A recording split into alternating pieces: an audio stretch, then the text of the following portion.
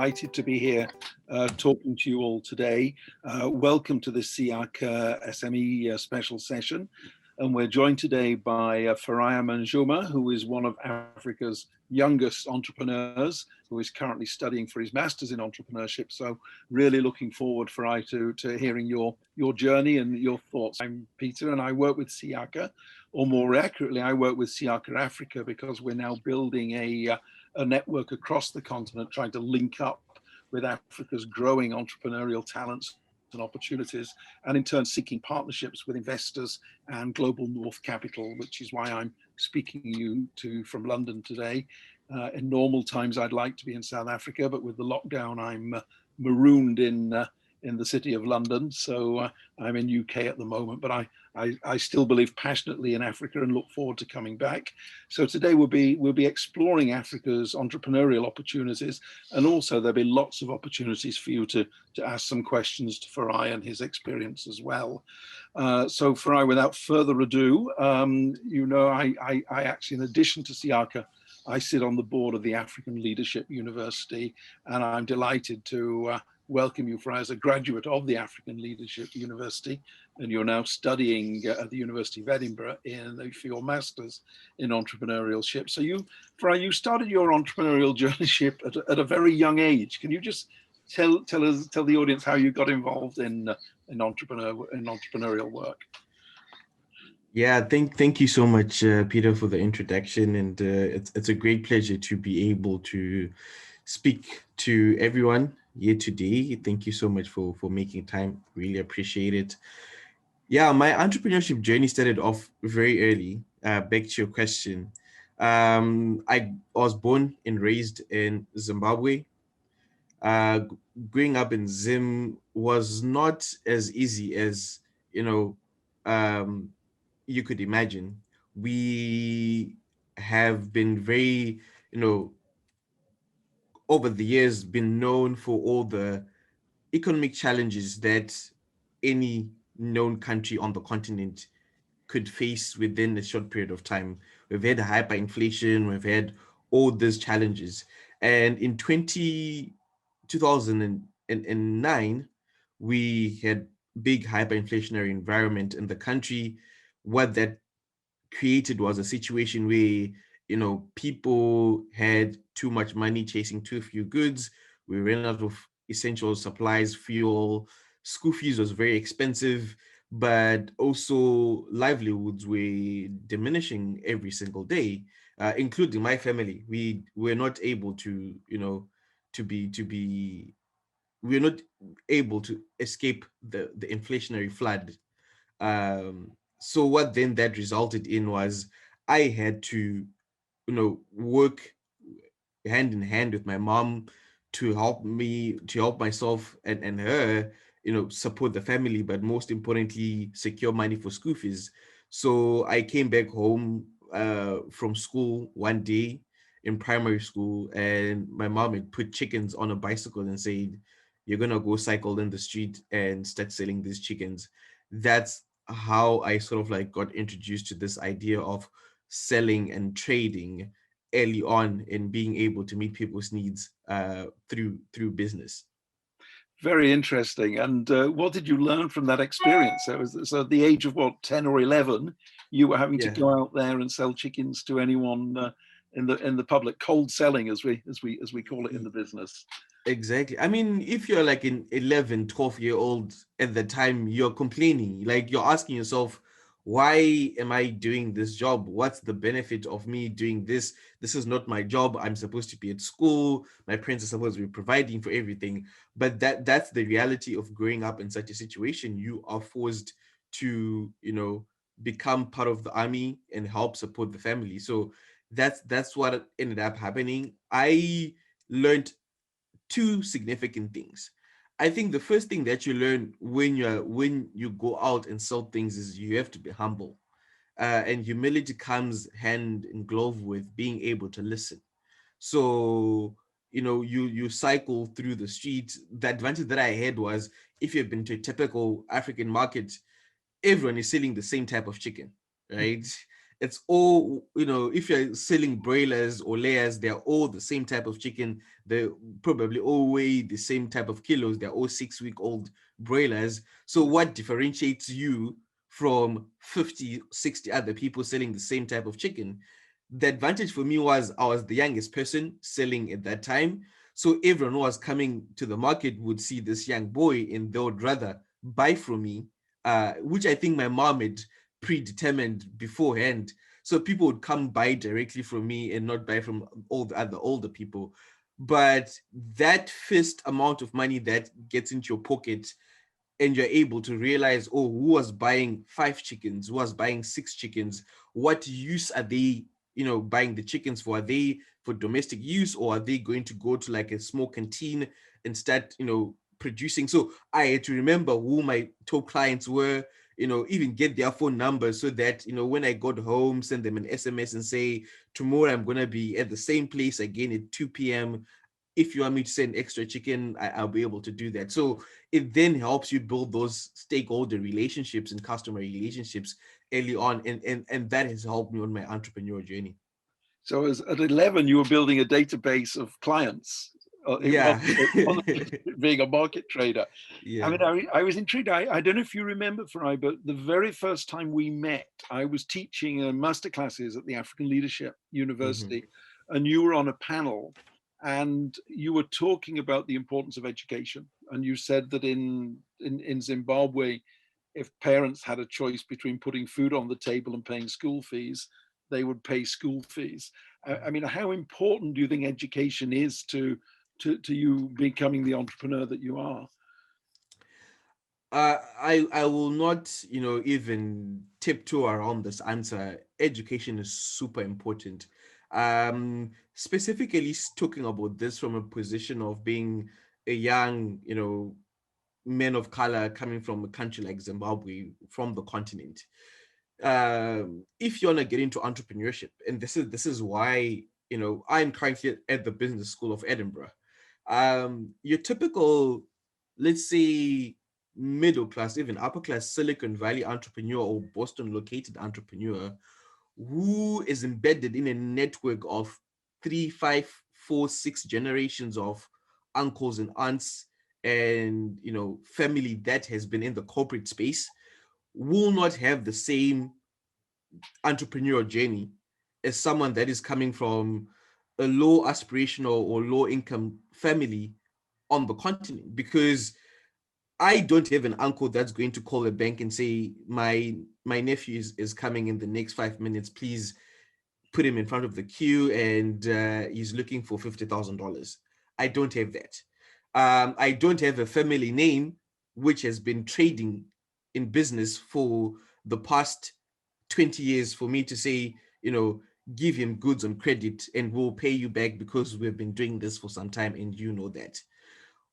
What then gives you that credibility in this world that we exist in is the ability to come in and say, I have an MVP, I have a minimum viable product of what I'm able to do, but also I'm educated, right? Because of the lenses in which society looks at you.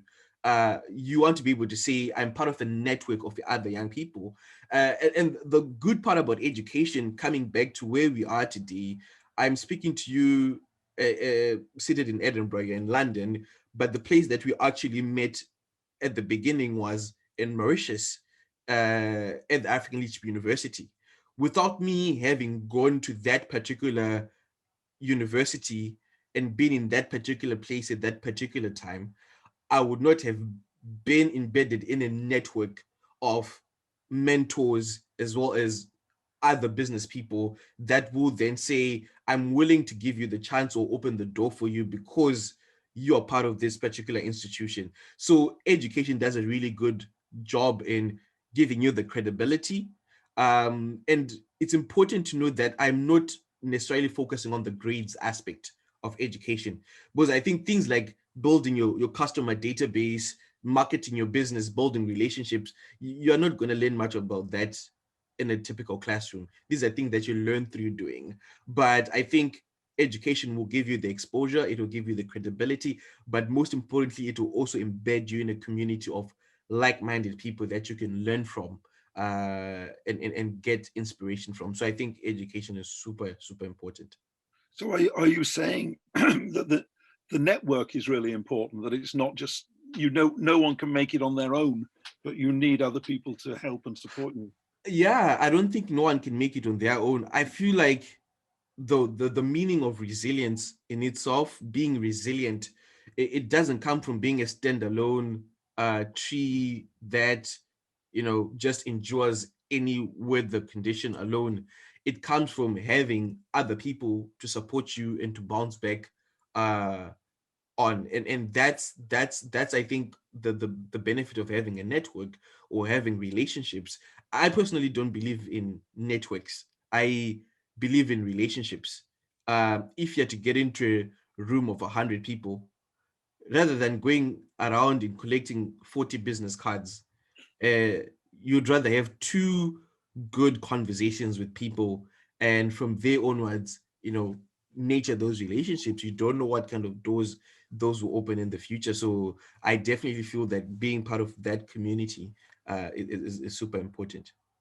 And you stayed in that community because clearly you sold enough chickens to pay your school fees and stay Yeah. in school. You end up in the sixth form of your school. And I think, looking at your entrepreneurial journey, that's where things really started for you, wasn't it? When you Mm. started your e-learning distance platform.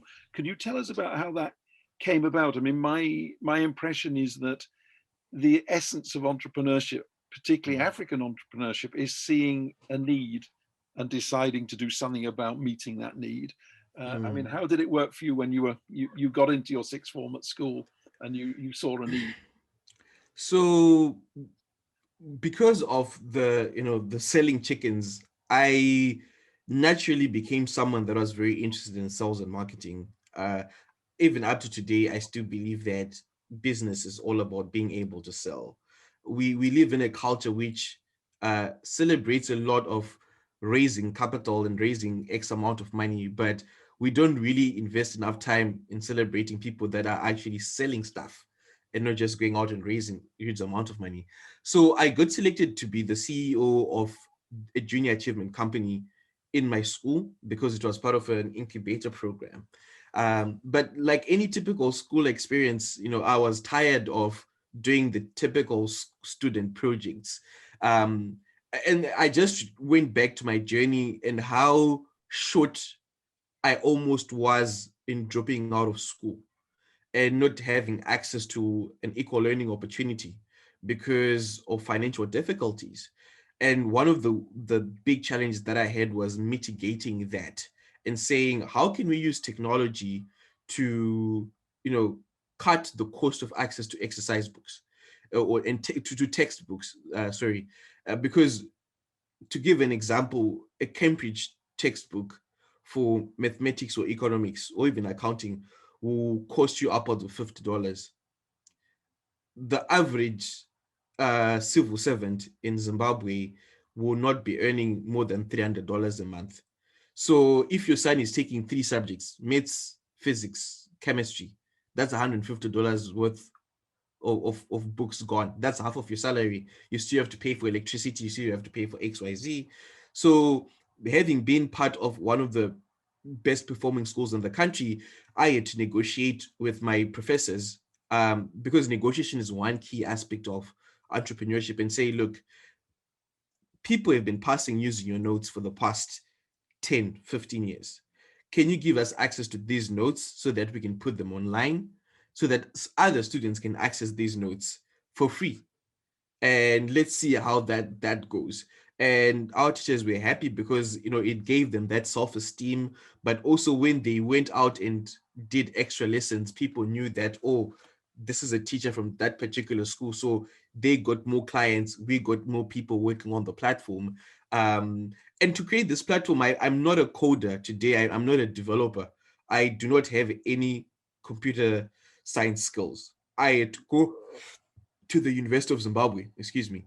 So I went to the University of Zimbabwe in my sixth form, went to the Department of Computer Science and said, I'm looking for your best, um, I'm looking for your best computer science student.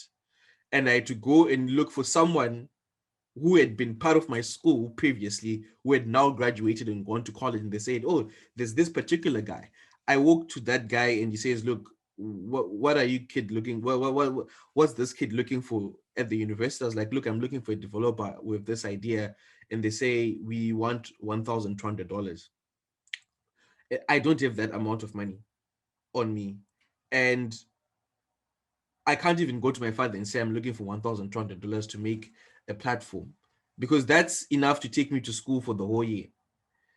So I have to renegotiate with these guys and say, can you please reduce to $800? But still, I don't have that money. So I went back. So they agreed with their students. So they're like, okay, it's cool. We'll work on this. So I went back to school. We had this thing called visiting day, where parents came for consultation to visit, because I was at a boarding school, where they would visit their students. After visiting their students, usually parents leave money behind or some pocket money. So I then went to my friends and said, give me $20 each. So I went to about, 5 of my friends, got money from them, went to the school driver who would go to the closet city and gave him a list of things to buy. I asked him to buy, sports merchandise and, snacks for sports day. So he came back with the truck full of those things. So I kept them in one of my friend's rooms because I was a prefect, and we started selling those every single sports day. So the profit that came from that buying and selling, I gave back my friends, their pocket money with some interest on top, of course. I went back home during the holidays and paid those developers their money. That's how we created the first student-driven online learning platform for high school students in Zim. And yeah, we then won Company of the Year for junior achievement simply because of that project. And yeah, we were working with over 15,000 students across the country, which was very powerful considering the challenges that students still face in accessing information. Amazing. So you saw a need, you saw a gap in the market. Yeah. You don't like the word network, you prefer relationship, but you Yeah. use relationships to get involved with Yeah. builders at the University of Zimbabwe, and then you said about the fundraising. I mean, I'm amazed that you were able to pay interest on the people who'd loaned you money. Oh yeah, no one is gonna give you their pocket money for zero interest. They need some interest on top. So yeah, we had to make sure that happened as well. And this website, did it make a profit as well? How did you manage to monetize it as well as just providing a service? So because we're providing it for free, and to be honest, when I started this particular project, the intention was not to make a profit out of it. I did not know anything about the internet economy. It was just a matter of, let's get as many students on board. Students came on board, and now mentors started coming in and saying, look, you've got this amount of students on your platform, get sponsorship from UNESCO or UNICEF or junior achievement, let them sponsor content specifically for these students. So that's how we ended up actually funding it, because we knew that the people that we're trying to target the most didn't have access to money, so we had to get someone else to pay for it. So that's how we ended up monetizing it. Excellent. So then you've got this community of, did you say 15,000 students Yeah. across the country? So you've got this whole group of young people who are coming to your website, and that gives you sit at the spider at the center of that web. And that grew into what, the Shasha Network? How did the Shasha Network develop from that? So that there's a very interesting transition that then happened afterwards. So when all this is happening, I'm only 17 years old. And with like most education products, you only start to see the impact. I mean, there's a Japanese saying which says, it's a Chinese saying which says, if you're going to see the impact of education, you have to wait for at least 100 years. But we started seeing the impact of what we're doing after 4 years, right? To say, okay, we've made these students pass examinations, but still they are ability to continue with education beyond passing that metric or equivalent of A levels in Zimbabwe, they still don't know what they want to do. They do not have the mentors within their communities. Even their parents don't know how to give their students advice on what to do. They are told just be a doctor or an engineer or a lawyer. And we had all these brilliant people saying, oh, I've passed, but I don't know what I'm supposed to do now. And we realized that we would, if we maintained the same trajectory, we would continue to reinforce the same challenges that students continue to face, which is we want to bridge these kids with their futures. We want them to be able to tap into what their key talents are and have them express themselves the way they should, not just go and do medicine because your uncle who left the village and went to the city and now came back and said, oh, I'm now a career counselor, become a doctor, comes and tells you to do that. We want, them to have access to the best industrial psychologists. We want them to get access to the best information, but we also want to embed them in a global community. So that made us pivot into what we are now calling the Shasha Network. We could have called it the Shasha relationship, but because it's a network, we are trying to embed young people into a global community of mentors and peers. And one of the things that we're now focusing on is early career development. So we have abandoned the academic courseway route because we know that schools are partly doing that, and it will only increase as we go forward.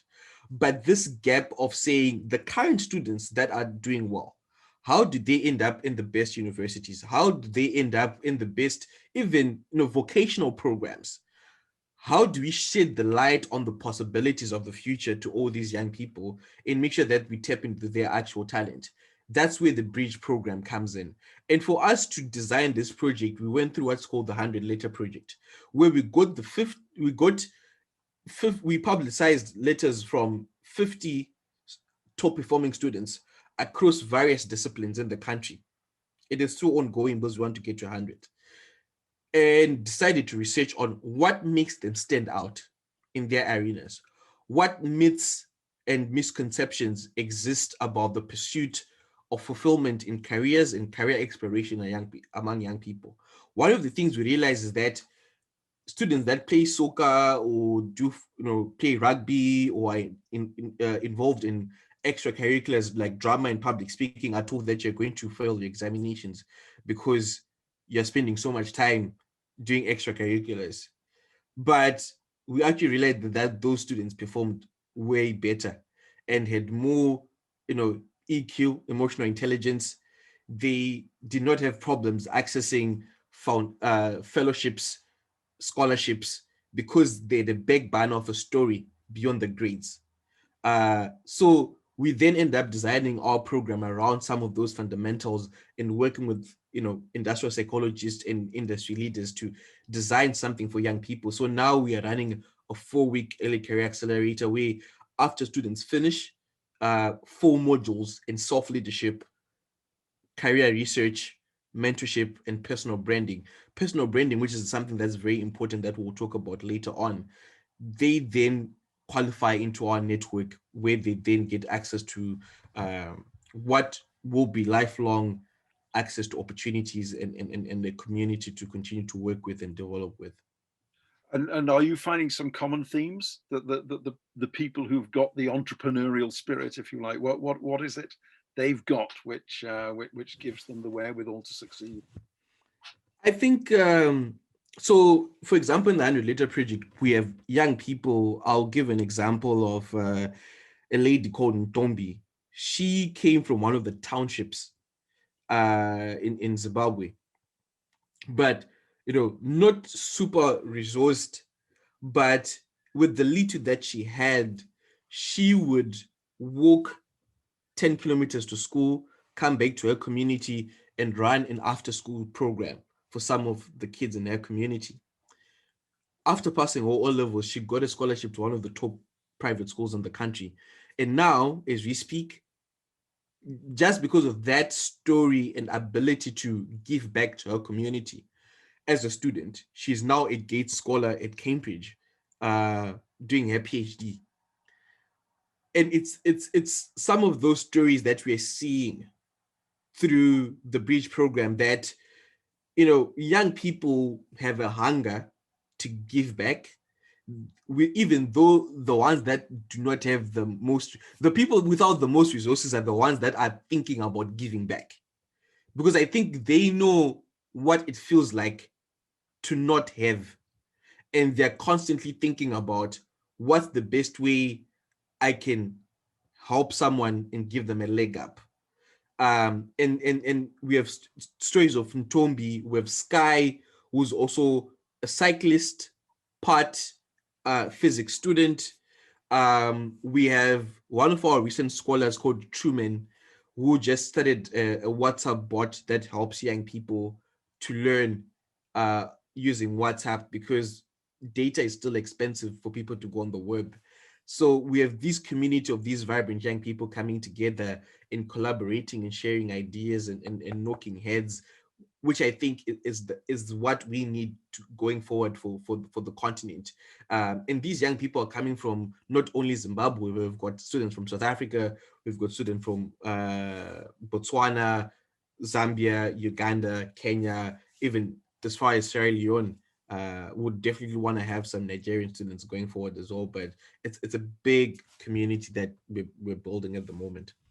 And we hear you talk about people who have least, always wanting to give a leg up to others. I hear an awful lot about young entrepreneurs needing a sense of purpose in what they're doing. How important is purpose? I think everything at the end of the day will come to having a higher goal at the end of the day, because we can give you all the tools and ideas and teach you how to structure your day, teach you how to, you know, set goals. But as long as you don't have purpose, what purpose gives you is, it gives you a sense of clarity, but also a sense of commitment, because you are at a place where you approach things from a place of security, because you know what you want, right? It's either this or nothing. So a deep sense of purpose gives you the courage to pursue the things that you want to do. It also gives you motivation in itself, in the pursuit of what you want. I feel that the misconception we have is, you know, we have to wait for this day where an angel comes and says, this is the idea that I have for you and I want you to pursue it, and I'm going to give you so much energy to pursue it. It never works that way. When you have a big question that you have, or you have a sense of curiosity, or you're seeking something, your purpose starts to structure itself as you are contending with the key problem that you're trying to solve. It never comes in an envelope. You know, it comes on your journey. And that's what we try to talk to our scholars to say, you've got to start somewhere. You can't wait for the red carpet and the lights to happen so that you start to imagine about your purpose. You have to start going towards the things that you naturally gravitate towards, the things that you're curious about, the things that is able to create value for you and your community as well, if you're going to develop a living out of it. And what we tell people is, if you're going to be making, you know, knives as you're a knife maker, you can build a career around that, but you need to do it very well, because that is your purpose. Not everyone's purpose is to become an Obama or to become, you know, a footballer. But if you are fascinated with the hair, how can you invest the 10,000 hours in understanding different types of hair, different chemicals that way with hair? How do you invest the hours in making sure that you ace that? And it's along the way that you actually fall in love with the process, because it's a deliberate action that you need to take. Yeah.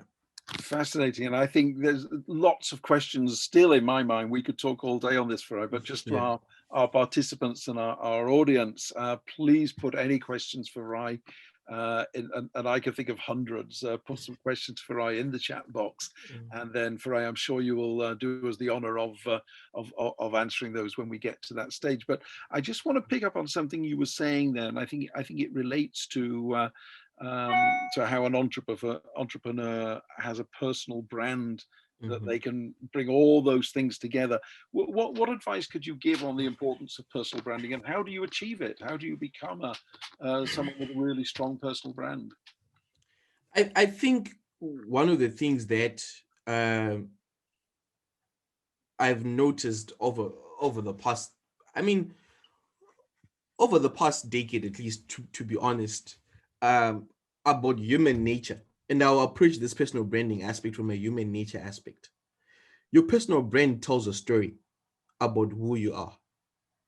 The reason why Nike, Apple do well with their products is because their brands have a story.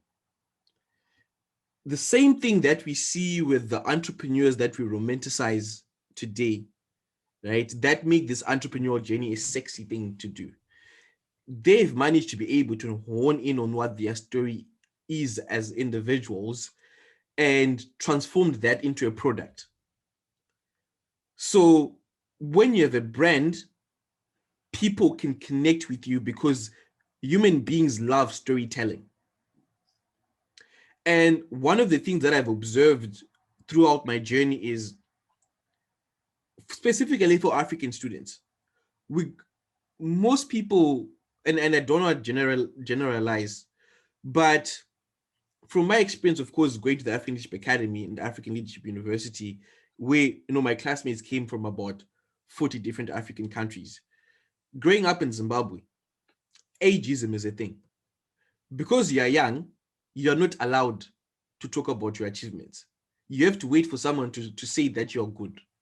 So you can't raise your hand and say, I'm good at this particular thing. That's seen as being too forward, right? You're either seen as being too forward or not being humble. So we are always waiting for that time when we are going to get our colors and our endorsement from the elders. And what that does is it will never come. That's the honest truth. It will never come. That time when you have your own voice, it rarely comes.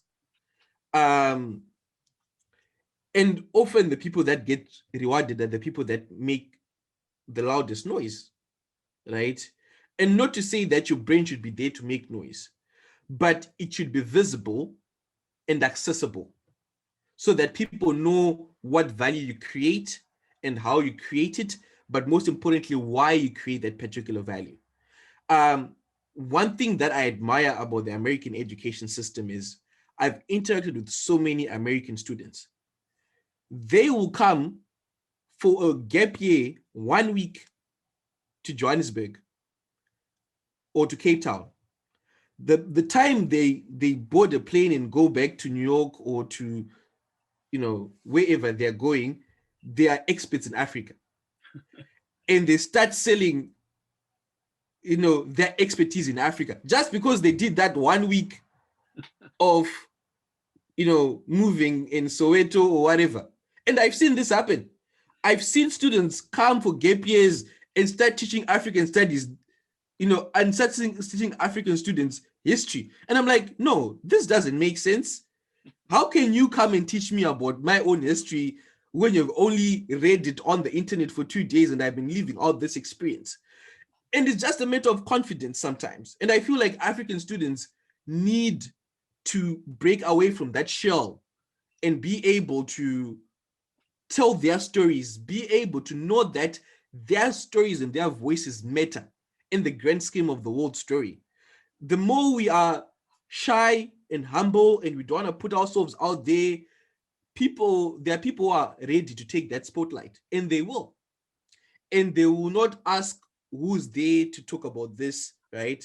So it's something that we try to teach our fellows to do. And even with a world where essay writing is very important, you will not get into a job without a good cover letter. You will not get into a job without a good leadership statement. They want to know those things. So if you cannot, quote unquote, brag about what you do, don't think that people are going to even look twice at your application. But the culture that we come from says you cannot state those things. Someone has to endorse you from above, but we don't live in a world like that. So how do we remain African in our hearts while becoming successful entrepreneurs? Are the two things contradictory, or can we bring them all together? I think it can. I think we can definitely manage those two things. I think entrepreneurs are entrepreneurs. You know, there's you're a problem solver at the core, and you've got a passion or purpose. I think values and character are universal, whether you go to Japan or you are in China. One of the things that we're taught in Africa is this idea of Ubuntu, so humanity. Uh, Entrepreneurship is really romanticized across the world, but some of the problems that we have in the world today are also caused by entrepreneurs. You know, um, climate change, you know, these issues that we're having with surveillance and data privacy and all these things, they are caused by some entrepreneurs. And so as people that come from a culture where Ubuntu is at the core of what we want to do, we need to find the ways that solve problems for people now and into the future, right? And those solutions should be able to outlive you and continue sustaining themselves in a way that continues to benefit society. Um, and often this happens by mere dedication and building proper systems and structures for your business, but also making sure that you're not only focusing on the money aspect, but the social aspect, the environmental aspect, which sometimes takes time because the get rich quick money schemes, you know, are what most entrepreneurs are going for, but that doesn't create generational impact. Uh, Interesting. And as you said earlier, you went through the African Leadership Academy, African Leadership University system, which is all its stated aim is to create 3 million young African leaders by 2050. Are you optimistic that that is a more than just a pipe dream? Could that be a reality? I think the mission that the African Leadership Group is on is a powerful one. And it's something that I've had to reflect about in depth because I started off with them as an Antisha Fellow, having been selected as one of the top 12 young entrepreneurs in Africa between 16 and 22 years by the Mastercard Foundation. That is even before I got a scholarship to study at ALA in Johannesburg. I went to ALA in Joburg, and for the first time, I got this opportunity to interact with young people from Tunisia, from Nigeria, Ghana, Cape Verde, Angola, you name it. And that made me open my eyes to the possibilities that I'm not only Zimbabwean. There's it's not Zimbabwe in the world. We have neighbors around. Who are those people? Who are they? What are they thinking? Are they commonalities? And that being part of that community was a very powerful thing for me because it broadened my horizon. And I no longer became skeptical of other Africans. I became more open. Since 2016 to now, I've done internships and worked in about 7 different African countries. Because now I was like, there is Jabu in Swaziland. I could dash to Swaziland. There is Wanjiru in Kenya. I'll board the plane, go straight to Kenya for my internship because I feel comfortable, right? I'm not seeing Kenyans with the perception of, oh, we had that particular event that I saw in the news, so I'm not going to go to Kenya anymore. So that gave me the confidence to be able to visit some of these countries and work there and pursue my interest, which is again finding the ways to close the aspiration gap for young people across Africa through education. in defining what that education process looks like. So 3 million leaders, yes, it's a big number, big audacious goal. But I think the real impact is going to come with a compilation of all these micro groups of people doing things in their localities and then bringing it together, and you have a, you know, a network effect. That's where I think the biggest bet is. Because some people say that this could be Africa's, this doesn't sound very humble, could be Africa's greatest generation, that the young people, you know, this is a very young demographic across the continent, and that this generation could be the generation that transforms the continent. Do you think that's possible?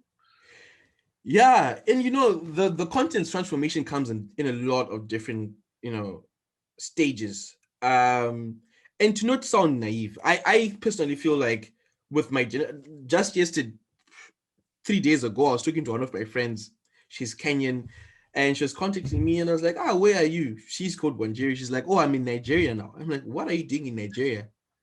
It's like, "Oh, I want to understand the market for cocoa butter and avocado butter, because I started a natural hair products company in Kenya, but I'm buying a kilo of that cocoa butter for, you know, something like $1, and she knows that she can get it in Nigeria for half that price."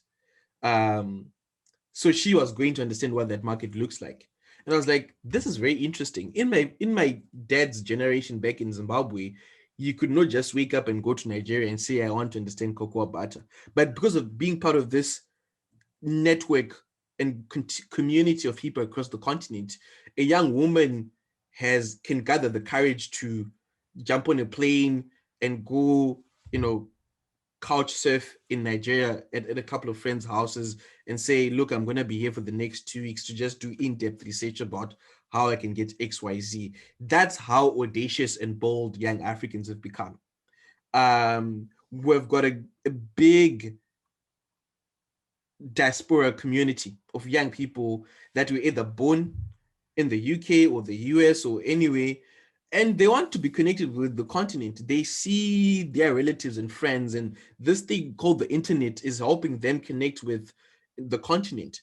Those diasporians are our allies, you know, as people that are on the continent. I mean, I always speak like I'm on the continent, but I'm now based in Scotland. But my spirit is always in the continent, on the continent. That's where I feel I wake up from.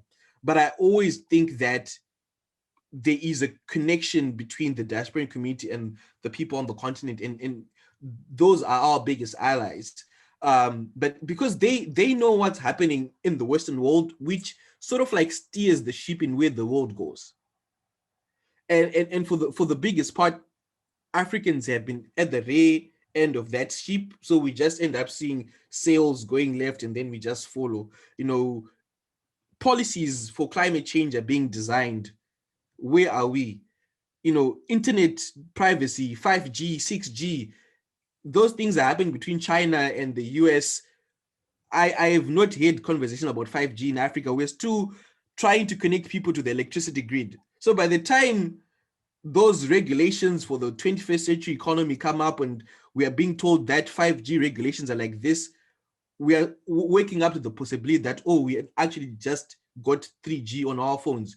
So we have these young people working at Facebook and, you know, big investment banks, even at, you know, organizations such as the World Bank. Having a different voice in those institutions is going to be important, so that there is a balance in perspective and that decisions are made in a way that is inclusive, but also that enables shared prosperity for people across different geographies as the world goes forward. So I do have some optimism in how the world will go in the next couple of years if we harness the talent that we have properly, because it can also go sideways. But you once spoke of how African solutions can become global solutions. I mean, you're talking very much about Africa as not only just part of a global community, but actually being the exporter not just of goods, but exporter of talent, exporter of ideas, Mm. of actually take Africa becoming, some people start to talk about the 21st century as the African century, when Mm. we have the largest population of working age people in the world, youngest population. I mean, do you think these are factors which can become a reality? I think we have already gotten to that place. We um and please feel free to critique, because I always think about these scenarios, when I'm awake and sometimes in my sleep. If today I was going to sit on a table as a young African person with my peers from across the world, my Western counterpart will have access to capital, a lot of it, right? My Chinese or Indian friends will have access to a huge supply chain in manufacturing base. I will come in, maybe I will be still thinking about, okay, do I have the land? Do I have access to land? I'm Zimbabwean, you know what we did with the land in Zim, right? I still have a right to land, but I don't own land, right? But yet, that's one of the key risks that Africans have. But I think when we sit on that table and we see the opportunities that exist in Africa, we need land, labor, capital, enterprise. Four features of production. It never leaves that equation. I think in that equation of people seated on that table, young Africans will be the guys with the ideas. So we'll be the entrepreneurs, right? We'll be the guys with the ideas. And that's why it's important for us to build relationship with our Western counterparts, because they can go to Goldman Sachs today and say, I want $100 million to go and build a power plant in Mozambique, right? Um, and people will be like, oh, but why can we not have our own African institutions giving us money? The reality is that African philanthropists now, they are tied down with basic problem that they're solving. Dangote, Patrice Motsepe, they are subsidizing they're subsidizing, needs for problems that should have been met by public sector in their countries. So as simple things as giving people access to education and even food. Whereas Western philanthropists, they do not have to be donating food to people. They're starting to think about how do these foundations and trusts, where they've been having money for years and years, start thinking about the most innovative way to invest across the world. Because basic commodities within those societies have been met. So that's why we see the highest number of startups and foundations on the continent are Western funded, because that's where the money is. And for the short to medium term, until young African entrepreneurs have stakes in these companies and start generating their own money, we need to have those relationships and close allies with people across the world that mean good for Africa, that are willing to invest their resources in Africa. We have the ideas. If you go to the East, they have the technology. If you come to the West, they have the resources and the networks, and sometimes even the political willpower. Someone flying into Nairobi from London or from Washington might have more political muscle than a local person in these contexts. And that's the reality of the world we live in. Should we shy away from that conversation? Not really. If you want to make impact today, you better make friends with those people and have them buy into the vision of what you see going forward.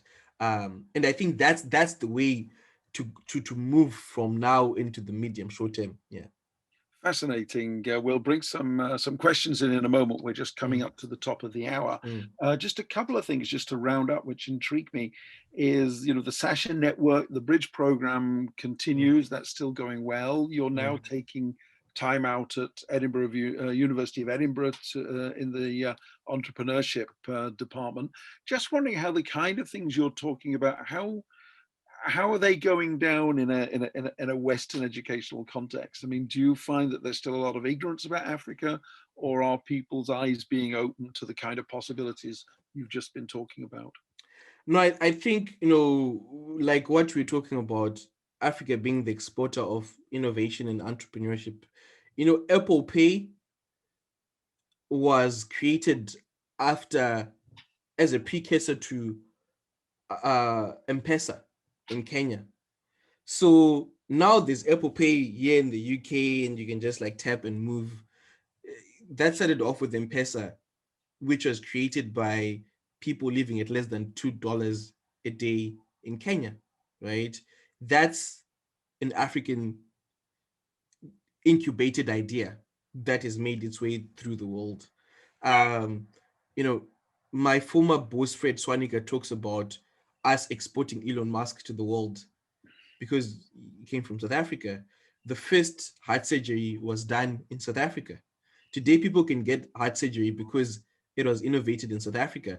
And what I'm seeing now, you know, in different business schools in this Western setting is people are starting to ask questions of what really is happening on the continent. Who can we partner with, right? So not every young person in Africa necessarily has to leave the continent to be able to build these relationships, but they have to be there on the continent. And because of the internet, they have to say, I am here, I'm ready to work, I'm ready to, you know, partner, I'm ready to co-create, and I am ready to even contribute knowledge about my community and the business opportunities that exist online. And you never know who's going to come across that and say, oh, let's work together. That's why through the Shasha Network, we are not restricting ourselves to mentors that are only from the continent, but globally as well, because we are living in a globalized society. Fascinating, and we'll bring in some questions just shortly. Just a final one, just for our audience listening in, who are, you know, hungry for new techniques, new ideas. What advice would you give to any young entrepreneurs setting out on the journey that you've progressed down? What are the key things for success, would you say? I think start when you're young, and don't wait until you're old. And old might even mean above 25. So let me give you a research that is done by developmental psychologists called Piagetian psychology. They talk about a messianic stage in psychological development. And the messianic stage in development is where young people think that they can actually change the world. They are naive enough to actually think they can change the world. And we've seen that when these crazy young people actually think about starting companies, or, you know, in a country like South Africa, people that were going out on the streets, you know, marching against apartheid, they were not very old people, they were young people, because they have that energy and that optimism. And when you're a young entrepreneur, you need to leverage on that developmental stage and be naive and go ask those questions and jump into the process of doing it now and not later. Because by the time you skip that stage, you wake up and you're like, why do I really want to save the world? Why should I think about, you know, saving my neighbor? Why am I not saving myself first? And by then, you know, you're gonna need a lot more effort to persuade you to go into entrepreneurship, because you only get more and more risk averse the more you grow older. So the advice is start now. I think second is get a mentor. Mentoring relationships are very organic. They will happen when you are seeking and asking the right questions. You naturally gravitate towards certain people gravitate towards you, and that's how you build those relationships. Yeah. Fascinating. We've got some questions coming in. We've got one from Claire, and Claire says, Farai, you mentioned the value of EQ for entrepreneurs. What are some methods and approaches for improving and increasing one's EQ, particularly for young people who may not know where to start? Yeah, I think the process of getting EQ for young people, it's not something that we can always package in a box, unfortunately.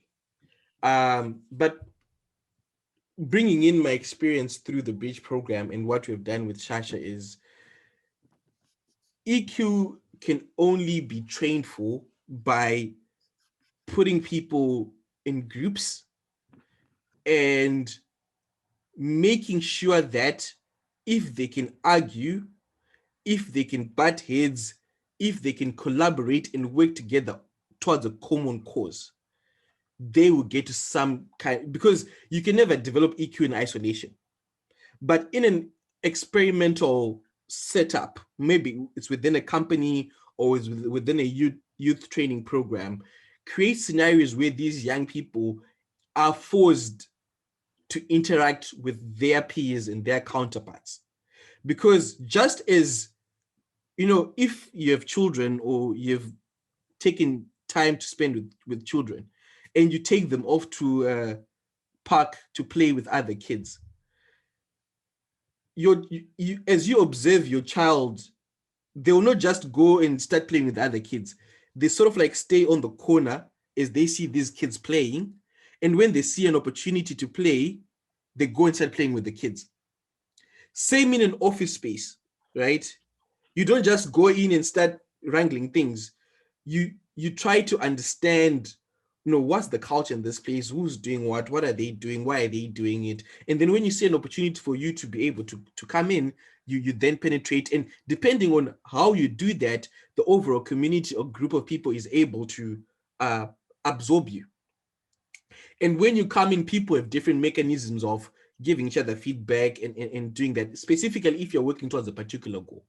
And it's something that you can only learn by creating one common goal and creating a community of people around that one goal and having them work together, and they will correct each other.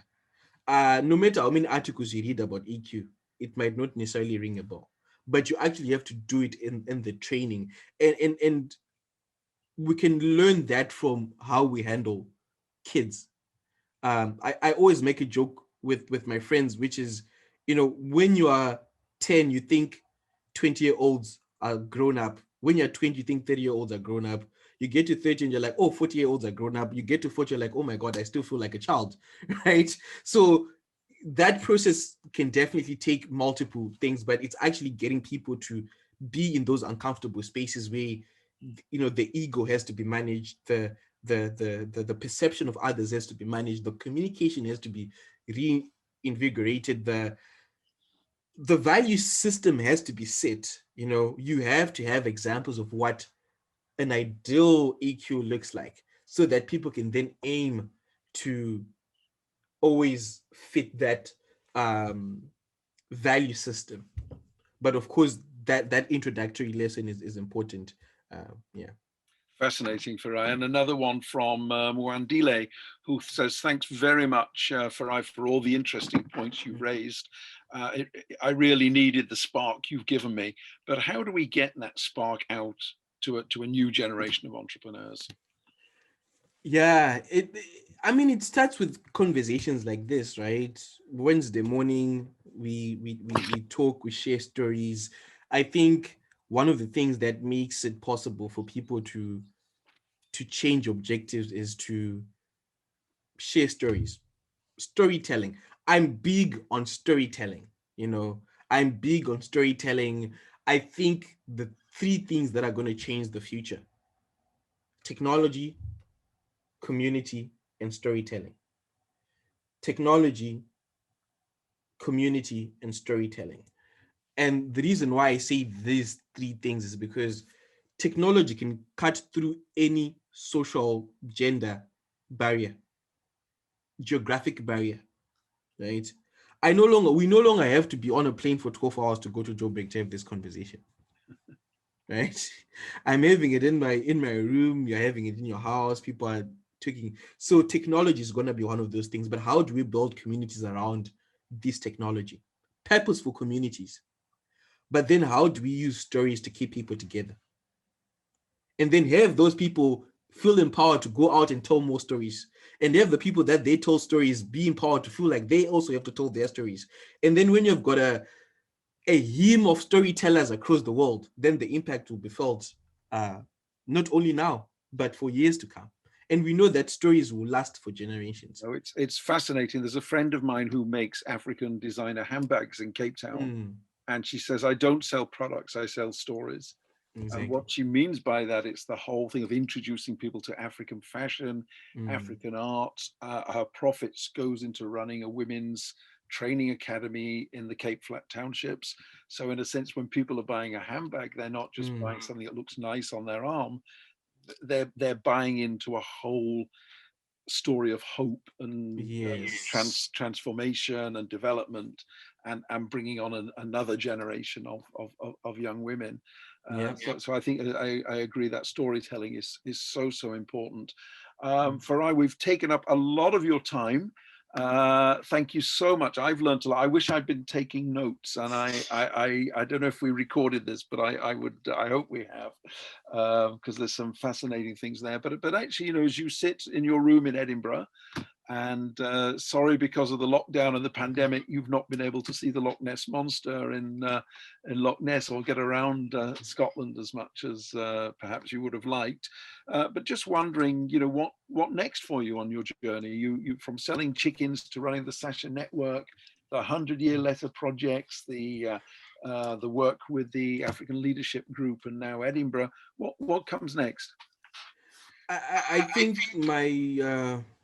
my calling, at least at this point, is definitely geared towards creating these bridges for young people and getting them to the next stage of their journeys. I think my own journey has been a testament. Like, you can be selling chickens in a marketplace, with a dust road, red soil, on a bicycle, and with chickens all over the place, and then wake up in Edinburgh, pursuing the things. And I'm always grateful to the fact that the journey that has led me to Edinburgh is not because I'm intellectually gifted. I was not one of the smartest students in my class. I think it's the character education that my parents ingrained in me, the ability to be able to be humble, to connect with people, to hear people's stories, but also the courage to be able to see opportunities and create value. And being able to work on this project for the past 7 years, I think it starts to make me see the world in a different lens, and gives me the boldness, but also humility of understanding what impact can I make in my lifetime. And what that looks like for me at this point is saying, look, how do we get a young girl in Luanda to imagine the biggest, boldest, most courageous future that exists for them? Because my belief is, we see this whole COVID situation, I think there's some African kid walking head in keto now who has the formula to this COVID vaccine thing.